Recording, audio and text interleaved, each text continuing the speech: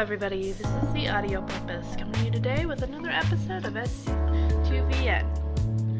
On the last episode of SC2VN, we gathered everyone up, and now we're gonna go watch Axel try and take on Team KaiNE. Anyway, without further ado, let's start her up. Welcome to the VSTL! Today's first match is an exciting duel between Crash and KaiNE.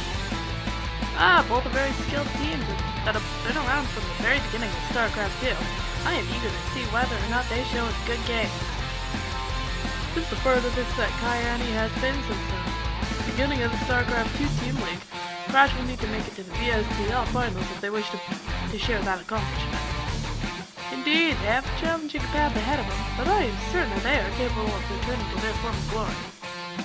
I thought of the same. Only one of KaiNE's players remains in the VSL, so we should have had plenty of time to practice this match. And the same he said for Crash. Certainly so. Crash's lineups is well tested and proven in the VSL. It's a sure bet that they have not neglected to prepare accordingly. Well, I will be any jokes about cartoons from the 90s, but I should stay pretty well informed during this series. An array of multicolored overhead lights announced for this match.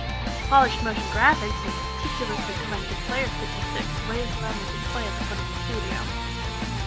The VSL studio really has hype building down to a science. Who do you think Crash is going to send out first, Jet?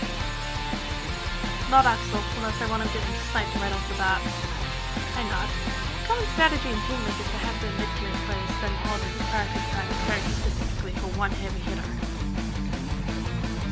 There are other things to take into account too, like the map or remaining opponents, but there's no doubt that Team KaiNE has one of their players ready to take down Axel. By the time I glance back up to the stage, the first two players are headed into the booth. Axel remains on the bench, I sit on the same screen as the crowd. It is starting. Sure enough, once the players have their settings prepared and their coaches give the go-ahead, the match begins. Spawning in the 7 o'clock position is for Team Crash is the blue Protoss player, Jing L. His opponent from Team KaiNE at the 2 o'clock base is Xing. Protoss for Protoss, close positions. This match won't last long. Mia matches are stupid. PvP most of all. You don't know the intricacies. It can sometimes be really intense. Literally every strategy is a coin flip. PvP should be considered gambling and made illegal. PvP usually ends up with both players on one base. The decision to expand is often too good of a risk, especially with players as close as they are. More so than any other matchup, mind gamers are essential to securing an advantage. Reach too far with an aggression against a balanced strategy, you lose. Go middle on the road against a tech build, you lose. Attack up against an attack, you lose. Yeah, Jang and Chia both opted for a 4 warp gate strategy. Prepare to watch these two clash. Or that can happen too. Even with Jet's grumbling, it still looks like he's enjoying himself. After all, this is the type of game he loves. Eve is paying attention, though likely only to note the inefficiencies of Crash or KaiNE. Both of the Protoss players complete the buildings necessary for their attacks simultaneously, but it's the Team Crash player who's out of the map first. A proxy pylon near the KaiNE's player's base will allow for quick frontline reinforcements. Things should be going perfectly for Crash, if not for one small problem. The attack was spotted. Rather than answer with his own attack, the KaiNE player is holding onto his units back at home, and he's hiding half of them in a small corner of his base.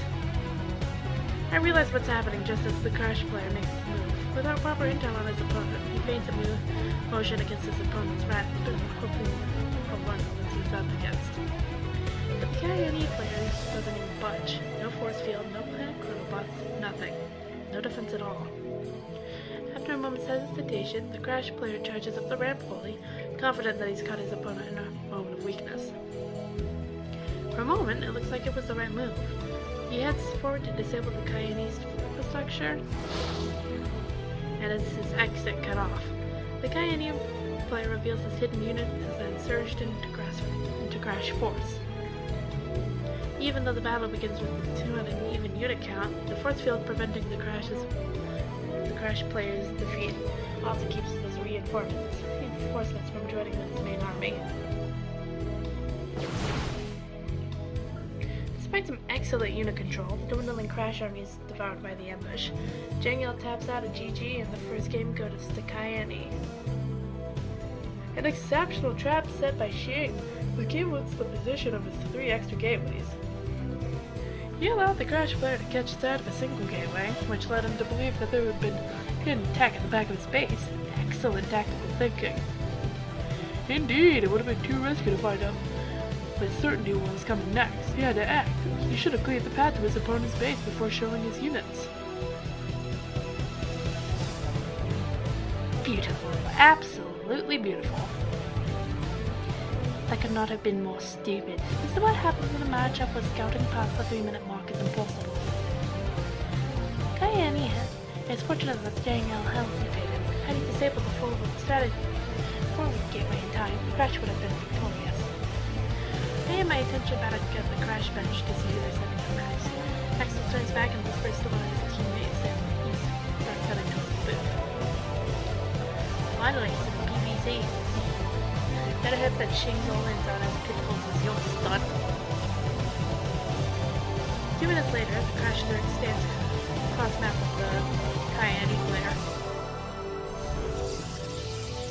The match opens off slowly, but a sudden greeting opening from one of the KaiNE, Protoss solicits a call for attention from the commentators.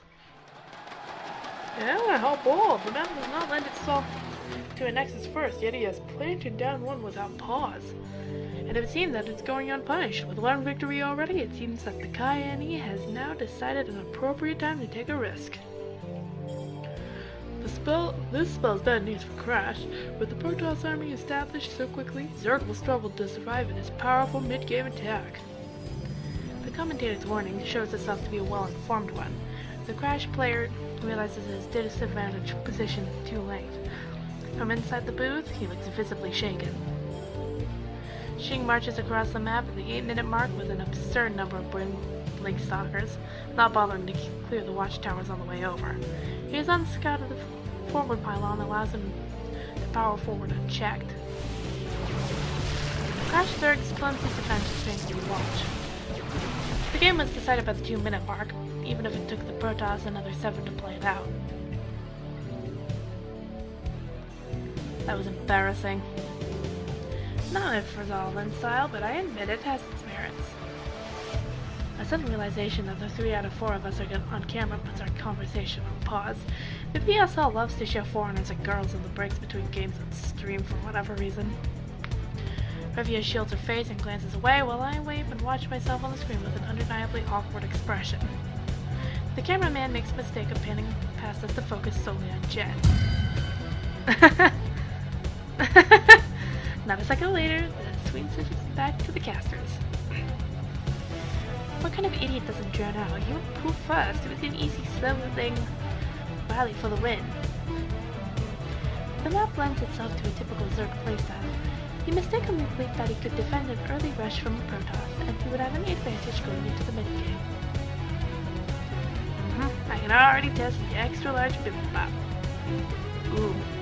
I could really go for some bibimbap right now. Bibimbap. Because we've got a Korean restaurant close to where I live, and they sell bibimbap, and it is amazing, especially with some hot sauce. Chin magnifique. I'll take cash, Jet. Quiet. O2 is impossible to come back from. But Jet's confidence falters a minute into the third game. The KaiNE's Protoss immediately sends a probe cross-map intent on deciding the game with an early rush. Scout around, you natural moron! It takes 2 seconds! And, as if he somehow heard the order through his good soundproof phone, the Crash Zerg catches sight of the proxy gateways just as they finish constructing. A moment later, the game would have been decided. How will the Zerg react? He responds by throwing down static defense in his main. A good option, since a pair of stationary spine crawlers are too strong to contest with just a few zealots. The hatchery finished despite the Protossville efforts to force a cancel. It looks like the crash is going to stabilize here. Or would, if not for... No, what are you doing? Stop! Jet takes 2 fistfuls of her own hair when the Zerg uproots a spine crawler begins moving down the ramp. The Protoss reaction is instant. The KaiNE player rushes to take a fight with the remaining static defense.